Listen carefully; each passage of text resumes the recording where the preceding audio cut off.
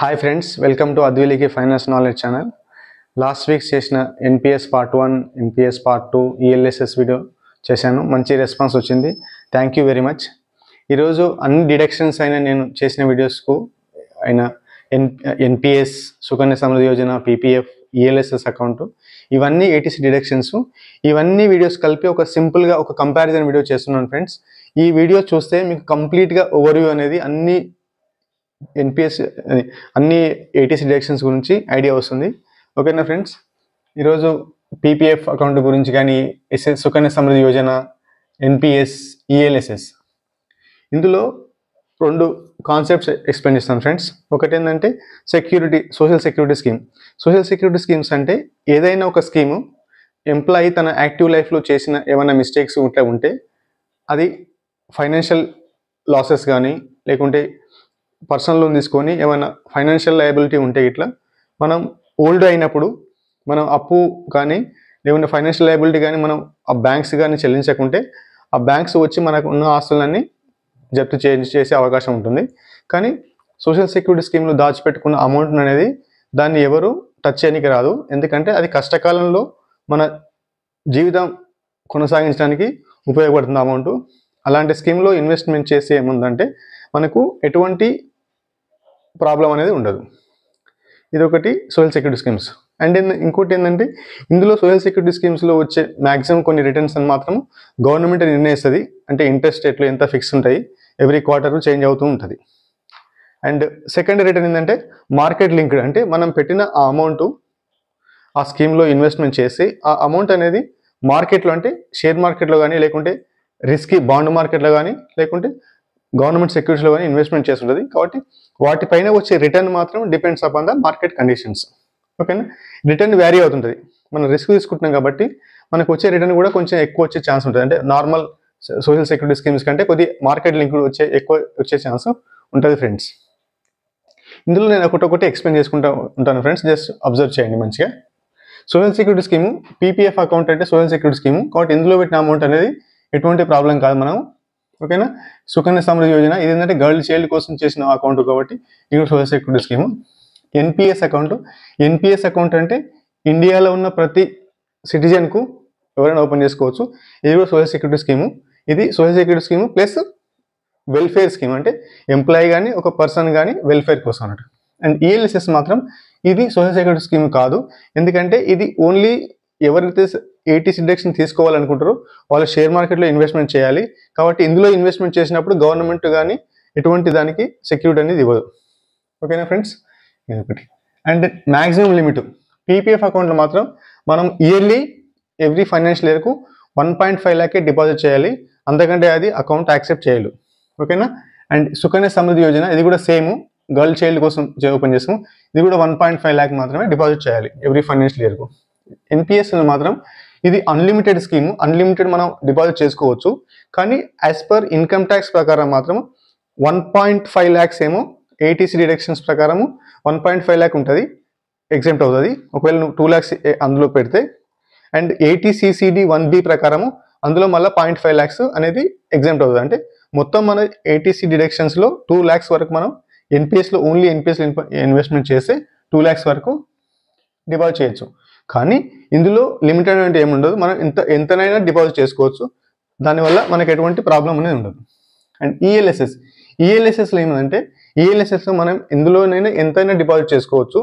కానీ డిపాజిట్ చేసిన మొత్తంలో ఓన్లీ 1.5 lakh మాత్రమే మనకు ఏటీసీ డిడక్షన్లో డిడక్ట్ అనేది టాక్సిబుల్ ఇన్కమ్ నుంచి డిడక్ట్ చేసుకోవచ్చు. And lock in period PPF అకౌంట్లో మాత్రం మనం అకౌంట్ చేసిన తర్వాత 15 years లాక్ అవుతుంది. ఒకసారి అందులో డిపాజిట్ చేస్తే 15 years వరకు లాక్ అనేది ఫిక్స్ అవుతుంది. 15 years తర్వాతనే మనం ఒకవేళ దానికి ఎక్స్టెండ్ చేసుకోవాలా లేదా అనేది డిపెండ్స్ అపాన్ మన పరిస్థితిని బట్టి.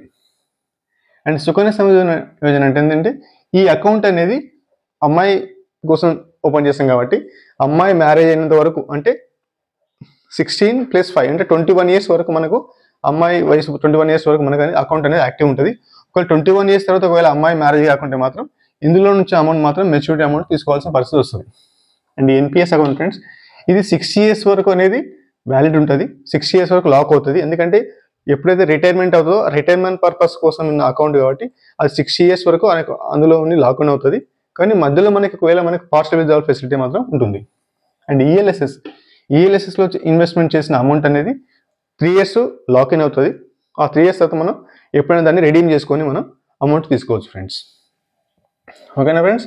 రిటర్న్ అనేది PPF account, Sukanya Samriddhi Yojana account అనేది ఇది గవర్నమెంట్ స్కీమ్స్ కాబట్టి ఇది ఏంటంటే వీటిపైన వచ్చే ఇంట్రెస్ట్ రేట్ అనేది ఎవ్రీ క్వార్టర్లీ వ్యారీ అవుతుంటుంది.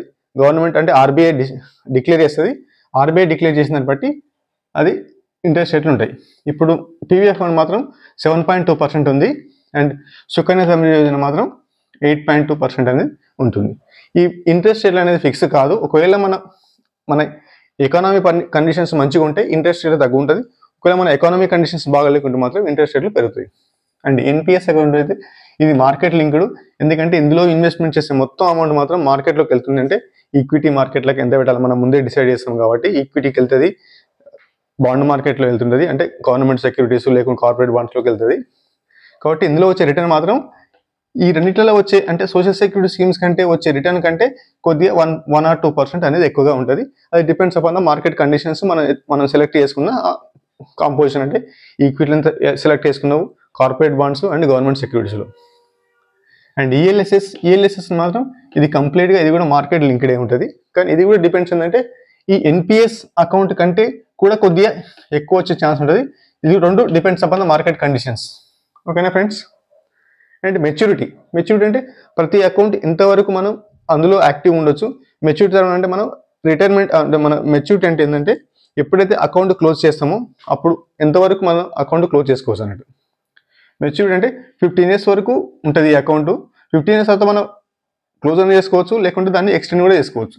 అండ్ సుకన్య సమృద్ధి యోజన మాత్రం ఈ అకౌంట్ అనేది అమ్మాయి వయసు మ్యారేజ్ వయసుకు వచ్చినంత వరకు ఉంటుంది, లేకుంటే 21 years ఉన్నది అకౌంట్ అనేది యాక్టివ్ ఉంటుంది. ఆ 21 years తర్వాత మ్యారేజ్ కాకుంటే అది డబ్బులు మనం బ్యాక్ తీసుకోవాలి. మొత్తం అందులో ఇంతజమైన ఎన్పిఎస్లో ఏంటంటే ఈ అకౌంట్ అనేది 6 years వరకు యాక్టివ్ ఉంటుంది.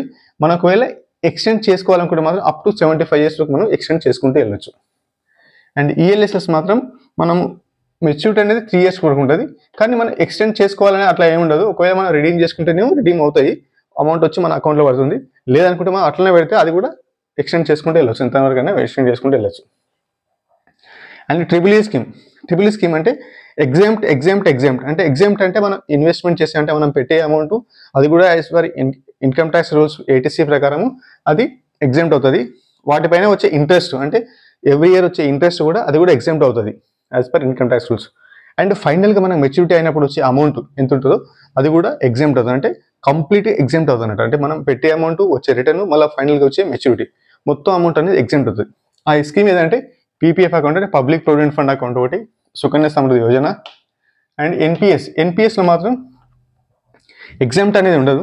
ఎగ్జామ్ట్ ఓన్లీ ఇన్షియల్ మనం చేసి యాజ్ పర్ సెక్షన్ 80C ప్రకారం 2 lakhs వరకు ఎగ్జామ్ట్ అవుతుంది as per 80CC(d)(1) and 80CC(d)(1)(b) ప్రకారము ఎన్పిఎస్లో ఎగ్జామ్ట్ అవుతుంది. కాబట్టి మ్యాక్సిమం 2 lakhs వరకు ఎగ్జామ్ట్ అవుతుంది స్టార్టింగ్ స్టేజ్లో.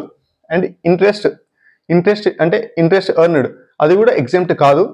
అండ్ లాస్ట్ మెచ్యూరిటీ అయినప్పుడు మాత్రం ఎంతైతే మనం అంత మెచ్యూరిటీ అమౌంట్ ఉందో అందులో 60% మాత్రమే ట్యాక్స్ ఫ్రీ విత్డ్రావల్ వస్తుంది. రిమైనింగ్ 40% మాత్రం you have to by annuity for your pension survival purpose. ఓకేనా ఫ్రెండ్స్. ఇంతవరకు వీడియో నచ్చినట్టయితే లైక్ చేయండి. ఓకేనా ఫ్రెండ్స్. అండ్ నెక్స్ట్ ఏంటంటే ఈఎల్ఎస్ఎస్లో కూడా అలా ఎగ్జామ్షన్ అంటే అలా అని ఏమి ఉండదు. ఇది కూడా ఎందుకంటే మార్కెట్ లింక్డ్ కాబట్టి ఇందులో వచ్చే క్యాపిటల్ గెయిన్ మనం ట్యాక్స్ మాత్రమే కట్టాల్సింది. అంటే ట్యాక్స్ ఇందులో పీపీఎఫ్ అకౌంట్లో ఎందుకంటే కంప్లీట్ ఎగ్జామ్ట్ కాబట్టి ఇందులో ట్యాక్స్ అంటే ఏముండదు. సుకన్య సమృద్ధి యోజన కూడా ట్యాక్స్ అంటే ఏముండదు. అండ్ ఎన్పిఎస్లో మాత్రం 60% ట్యాక్స్ విత్డ్రాల్ చేసుకోవాలి. అండ్ రిమైనింగ్ అమౌంట్ 40% మాత్రం you have to by for annuity.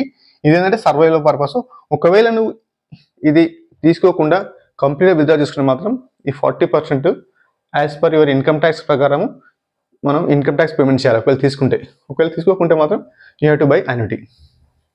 And ఈఎల్ఎస్ఎస్లో ఈక్విటీ లింక్డ్ సేవింగ్స్ స్కీమ్లో 12.5% long term capital gain tax ఎప్పుడు కట్టాలంటే ఒకవేళ నీకు 1.25 lakh కంటే ఎక్కువ వచ్చింది అనుకో ప్రాఫిట్, అప్పుడు ఆ 1.25 lakh తీసేసి ఆ రిమైనింగ్ అమౌంట్ నెట్ ప్రాఫిట్ ఎంత వచ్చిందో వాటిపైన 12.5% అనేది long term capital gain tax మనం కట్టాలి. ఓకేనా ఫ్రెండ్స్. అండ్ ఇదేంటంటే కంప్లీట్గా మన ఈ అకౌంట్స్ అనేది ఓవర్వ్యూ. ఇందులో మీకు డీటెయిల్గా అంటే డిఫరెంట్ కేసెస్ ప్రకారం చేయాలనుకుంటే డిఫరెంట్ కేసెస్ అంటే పీపీఎఫ్ అకౌంట్లోకి వెళ్ళి మనం 1 lakh పెడితే ఎంత అవుతుంది, 1.5 lakh పెడితే ఎంత అవుతుంది అనేది నేను కంప్లీట్గా ప్రతి ఈ అకౌంట్లో వీడియోని చేశాను ఫ్రెండ్స్. ఇందులో నేను ఈ అకౌంట్ కూడా డీటెయిల్గా కావాలి, ఇంకా స్టెప్ క్యాలిక్యులేషన్స్ కావాలంటే చూడండి, నేను వీటికి సంబంధించిన వీడియోస్ అన్ని నేను ఈ వీడియోలో డిస్క్రిప్షన్లో పిన్ చేస్తాను. ఈ డిస్క్రిప్షన్లో చూసుకుంటే మీకు కంప్లీట్గా ఐడియా వస్తుంది ఫ్రెండ్స్. ఓకేనా friends, thank you very much. And మీకు నచ్చితే మాత్రం లైక్ చేయండి, షేర్ చేయండి. మీకు నచ్చితే మీ ఫ్యామిలీ మెంబర్స్ కానీ మీ ఫ్రెండ్స్ ఎవరైనా ఉంటే కానీ మీ ఎవరైనా జాబ్ చేస్తుంటే వాళ్ళకు మంచిగా అంటే ట్యాక్స్ సేవింగ్ స్కీమ్స్ ఉన్నాయి. ఓకేనా friends, thank you very much. Thank you.